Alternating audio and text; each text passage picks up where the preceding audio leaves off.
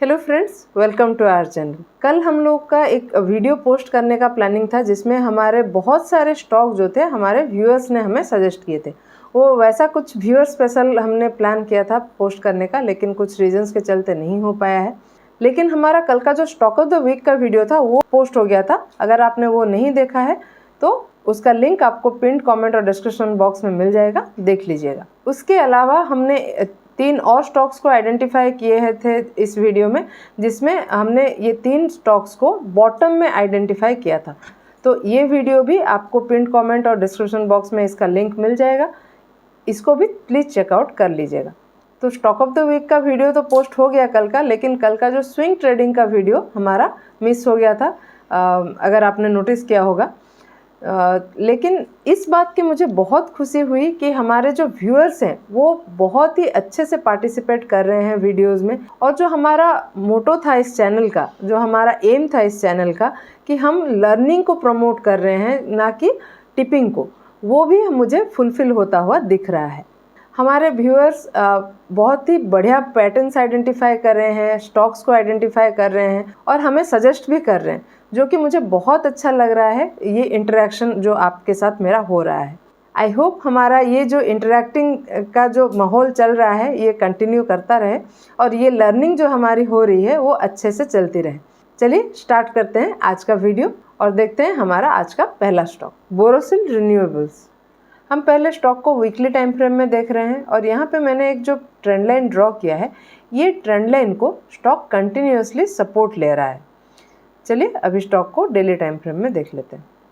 Daily time frame में हम देख सकते हैं स्टॉक अभी भी इस सपोर्ट के ऊपर ही ट्रेड कर रहा है और ये जो 512 का मैंने एक जोन ड्रॉ किया है, इस जोन को रेजिस्टेंस की तरह ले रहा है। और यहाँ पे अगर हम नोटिस करेंगे तो हमें एक इन्वर्स हेड एंड शोल्डर का पैटर्न भी नज़र आ रहा है, जो कि एक ट्रेंड रिवर्सल पैटर्न भी है। यहाँ पे अगर मैं 20 EMA प्लॉट करूँ तो आप देख सकते हैं स्टॉक पहले 20 EMA को काफ़ी दिनों से रेजिस्टेंस की तरह ले रहा था, लेकिन रिसेंटली स्टॉक ने 4-5 दिनों से 20 EMA के ऊपर अभी सपोर्ट ले रहा है। और हम देख सकते हैं जो वॉल्यूम्स है आज का काफ़ी अच्छा है और RSI भी 54-55 के पास ही है। लेकिन स्टॉक अगर ये रेजिस्टेंस को ब्रेक कर लेता है तो मुझे लग रहा है कि RSI भी 60 से ऊपर चला जाएगा और स्टॉक काफ़ी बुलिश हो जाएगा। चलिए अभी देख लेते हैं यहाँ पे एंट्री कैसे प्लान करना है। यहाँ पे मैं एंट्री 3 पार्ट में प्लान कर रही हूँ। जैसा कि हम नोटिस कर सकते हैं स्टॉक अभी 512 का जो लेवल है इसको अभी रेजिस्टेंस ले रहा है। तो स्टॉक अगर ये हाई ब्रेक कर लेता है 515 का, तो मैं यहाँ पे एक छोटा क्वांटिटी में अपना एंट्री करूँगी। और स्टॉक में अगर इस लेवल से प्रॉपरली ब्रेकआउट हो जाता है, स्टॉक इस लेवल पे सस्टेन करता है, तो मैं और क्वांटिटी ऐड करूँगी। और किसी भी रीज़न से अगर स्टॉक में मुझे थोड़ा सा रिटेस्ट यहाँ पे मिलता है, इस लेवल पे वापस मुझे रिटेस्ट पे स्टॉक मिलता है, तो मैं और क्वांटिटी यहाँ पे ऐड करूँगी। मेरा स्टॉप लॉस 490 से थोड़ा नीचे रहेगा और यहाँ पे मेरे 3-4 टारगेट हो सकते हैं।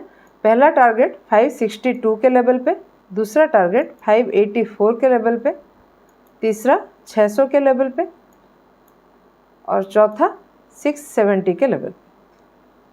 अगर हम फाइनल टारगेट की बात करें तो हमारे एंट्री पॉइंट से ये करीब 30% का एक बढ़िया टारगेट बन रहा है। चलिए अभी देख लेते हैं हमारा अगला stock, GPPL, Gujarat Pipavav ports limited. Weekly time frame में हम देख सकते हैं स्टॉक ये जो हमारा लेवल है 192-195 का लेवल है, इस लेवल को काफ़ी दिनों से रेजिस्टेंस की तरह ले रहा था और यहाँ पे हम एक मल्टी ईयर ब्रेकआउट देख सकते हैं। और मल्टी ईयर ब्रेकआउट के बाद भी स्टॉक जो है सपोर्ट के ऊपर ही करीब 4-5 महीनों से कंसोलिडेट कर रहा है। और हम सिर्फ ये पोर्शन को अगर नोटिस करेंगे, यहाँ पे हमारे लिए पोलैंड फ्लैग जैसा स्ट्रक्चर बन रहा है। देखिए यहाँ पे अगर मैं एक लाइन ड्रॉ करूँ तो आप देख सकते हैं ये एक पोलैंड फ्लैग जैसा स्ट्रक्चर हमारे लिए बना रहा है। चलिए स्टॉक को अभी डेली टाइम फ्रेम में देख लेते हैं। डेली टाइम फ्रेम में हम देख सकते हैं स्टॉक अभी भी सपोर्ट के लेवल पे ही ट्रेड कर रहा है और यहाँ पे मैंने जो एक ग्रीन कलर का ट्रेंड लाइन ड्रॉ किया है, स्टॉक इस लेवल को रेजिस्टेंस की तरह ले रहा था और आज स्टॉक में इस ट्रेंड लाइन से ब्रेकआउट हो गया है। यहाँ पे हम देख सकते हैं लास्ट 2 डेज़ का वॉल्यूम काफ़ी अच्छा है। आज तो कल के मुकाबले ज़्यादा वॉल्यूम में ट्रेड हुआ है और RSI भी 63-62 के पास अभी चल रहा है। चलिए यहाँ पे एंट्री कैसे करना है वो देख लेते हैं। यहाँ पे मैंने एक और लाइन ड्रॉ किया है। आप देख सकते हैं ये जो 213-214 का ये लेवल है, ये स्टॉक के लिए रेजिस्टेंस था और स्टॉक का जो आज क्लोजिंग आया है वो इसी जोन के बहुत ही करीब आया है और आप देख सकते हैं स्टॉक में प्रॉफिट बुकिंग भी आज हुई है।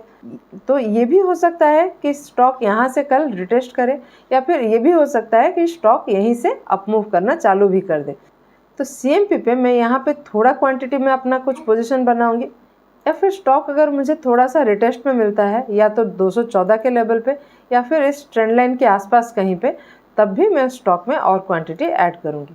मेरा स्टॉप लॉस 200 से थोड़ा नीचे रहेगा और मेरा टारगेट 225 के लेवल पे। और अगर ये टारगेट अचीव हो जाता है यहाँ पे हमारे लिए एक राउंडिंग बॉटम जैसा पैटर्न भी बन जाएगा और इसके डेप्थ का भी हमें टारगेट आगे मिल सकता है। हमारा अगला स्टॉक है ICICI लोम्बार्ड जनरल इंश्योरेंस। ये स्टॉक को हमें हमारे एक व्यूअर ने सजेस्ट किया है। इनका नाम है mister Debopriyo. Thank you so much sir आपका सजेशन के लिए। आपने बहुत ही बढ़िया स्टॉक सिलेक्शन किया है। चलिए इसको भी आज डिस्कस कर लेते हैं। पहले हम स्टॉक को वीकली टाइम फ्रेम में देख रहे हैं और आप देख सकते हैं ये जो 1660-1680 का लेवल है ये स्टॉक के लिए एक इम्पॉर्टेंट लेवल है। आप देख सकते हैं स्टॉक काफ़ी दिनों से इस जोन में कंसोलिडेट करके यहाँ पे एक मल्टी ईयर ब्रेकआउट किया है, लेकिन ये ब्रेकआउट से पहले स्टॉक इसी सपोर्ट जोन के ऊपर काफ़ी लंबा कंसोलिडेट किया है। चलिए स्टॉक को अभी डेली टाइम फ्रेम में देख लेते हैं। यहाँ पे अगर मैं 1750 के लेवल पे एक जोन ड्रॉ करूँ तो आप देख सकते हैं स्टॉक ये जोन को भी रेजिस्टेंस की तरह ले रहा था और रिसेंटली स्टॉक में इस जोन से भी ब्रेकआउट हुआ है, लेकिन ब्रेकआउट के बाद स्टॉक अभी ज़्यादा ऊपर नहीं गया है, इसी जोन के ऊपर अभी भी कंसोलिडेट कर रहा है। लेकिन ये जो कंसोलिडेशन पीरियड है इस समय अगर हम नोटिस करेंगे तो वॉल्यूम एक्यूमुलेशन काफ़ी अच्छा हो रहा है यहाँ पे और RSI भी कंटिन्यूसली 60 के ऊपर ही चल रहा है, जो कि बहुत समय से 60 से नीचे ही था। चलिए अभी बात करते हैं यहाँ पे मैं अपना एंट्री कैसे प्लान करूँगी। देखिए स्टॉक में हम अगर देख रहे हैं तो 1780 के लेवल से कंटिन्यूसली प्रॉफिट बुकिंग आ रहा है पिछले 4-5 दिनों से। तो 1790 का ये हाई ब्रेक होने से मैं अपना एंट्री प्लान करूँगी और मेरा स्टॉप लॉस 1729 से थोड़ा नीचे रहेगा। यहाँ पे मेरा टारगेट जो होगा उसके लिए मैं ये कंसोलिडेशन जोन के डेप्थ को कंसिडर करूँगी और इसके लोएस्ट पॉइंट से मैं एक प्राइस रेंज ड्रॉ करूँगी और इसको रेजिस्टेंस के ऊपर प्लॉट कर दूँगी। तो मुझे टारगेट मिल जाएगा 1966 के लेवल पे, जो कि हमारे एंट्री पॉइंट से करीब 10% का बन रहा है। चलिए देख लेते हैं हमारा अगला स्टॉक प्रेसिशन वायर्स। ये स्टॉक को भी हमें हमारे एक व्यूअर ने सजेस्ट किया है। इनका नाम है Gunita ji. Thank you so much for your suggestion. ऐसे ये स्टॉक को मेरा कल ही डिस्कस करने का प्लान था, लेकिन फॉर सम रीज़न हमने तो वो सब डिस्कस नहीं किया है। एक्चुअली बहुत और भी काफ़ी सारे स्टॉक थे, लेकिन उसमें हमारा अभी एंट्री मिस हो गया है, तो मैं अभी और डिस्कस नहीं करूँगी उनको। तो ये स्टॉक में अभी भी मेरे लिए एक चांस है, इसलिए मैं आज डिस्कस कर रही हूँ। अभी हम स्टॉक को डेली टाइम फ्रेम में देख रहे हैं और आप देख सकते हैं ये जो 155 का लेवल है ये स्टॉक के लिए एक इम्पॉर्टेंट रेजिस्टेंस है काफ़ी दिनों से, और कल ही स्टॉक ने इस लेवल से ब्रेकआउट भी कर लिया है और आज भी करीब 4% का अपमूव दे चुका है। लेकिन यहाँ पे एक चीज़ भी हम नोटिस कर सकते हैं कि जो कैंडल का साइज है वो कंटिन्यूसली डिक्रीज होते जा रहा है और जो वॉल्यूम भी है वो वॉल्यूम भी धीरे धीरे डिग्रेड होते जा रहा है। RSI 60 से ऊपर ही है, लेकिन वॉल्यूम डिग्रेड हो रहा है और कैंडल का साइज भी छोटा हो रहा है। तो यहाँ पे हमारे लिए एक चांस बन सकता है एंट्री करने का। तो यहाँ पे हम अगर नोटिस करेंगे, देखिए मुझे एक और सपोर्ट लेवल यहाँ पे दिख रहा है 147-148 के लेवल पे। तो ये भी स्टॉक के लिए एक इम्पोर्टेंट सपोर्ट हो सकता है। इसलिए स्टॉक अगर मुझे थोड़ा सा रिटेस्ट में मिले, मतलब 155 के लेवल पे रिटेस्ट करता हुआ मिले या फिर 147-148 तक भी स्टॉक थोड़ा सा नीचे आ सकता है, यहाँ तक भी अगर मुझे स्टॉक रिटेस्ट करता हुआ मिले तो उस केस में मैं अपना एंट्री प्लान करूँगी। मेरा स्टॉप लॉस मैं 137 से थोड़ा नीचे प्लान कर रही हूँ और यहाँ पे मेरा पहला टारगेट 167 के लेवल पे ही रहेगा और जो मेरा दूसरा टारगेट होगा उसके लिए मैं ये कंसोलिडेशन जोन के डेप्थ को कंसिडर करूँगी। चलिए प्राइस रेंज ड्रॉ कर लेते हैं। रेजिस्टेंस तक प्राइस रेंज ड्रॉ करेंगे और प्राइस रेंज को हम रेजिस्टेंस के ऊपर प्लॉट करेंगे। तो करीब करीब 27% का अगर थोड़ा नीचे से मिले तो 30% तक का भी यहाँ पे हमें टारगेट मिल सकता है 198 के लेवल पे। लेकिन क्योंकि स्टॉक ऑलरेडी काफ़ी मूव कर चुका है, मैं हाई पे एंट्री करना थोड़ा प्रेफर नहीं कर रही हूँ। थोड़ा जो रिस्की प्लान कर रहे हैं वो ऊपर भी बाय कर सकते हैं, लेकिन मैं यहाँ पे रिटेस्ट पे बाय करना प्रेफर करूँगी। एक दो और स्टॉक है जो मुझे रिटेस्ट के लेवल पे मिल रहे हैं, चलिए उनको भी डिस्कस कर लेते हैं जल्दी से। पहला है MMTC। ये स्टॉक को हमने 12 जून को डिस्कस किया था और यहाँ पे थोड़ा सा रिटेस्ट पे हमारा एंट्री करने का प्लान था। आप देख सकते हैं यहाँ पे जो रिटेस्ट हुआ है, रिटेस्ट के समय हमको मौका मिला है एंट्री करने का। उसके बाद स्टॉक हमारा पहला टारगेट को अचीव भी कर लिया है और उसके बाद भी हमने एक बार स्टॉक को डिस्कस किया था जहाँ पे हमने फिर से रिटेस्ट पे एंट्री करने का प्लान किया था। अभी भी स्टॉक वापस हमें रिटेस्ट के लेवल पे ही मिल रहा है।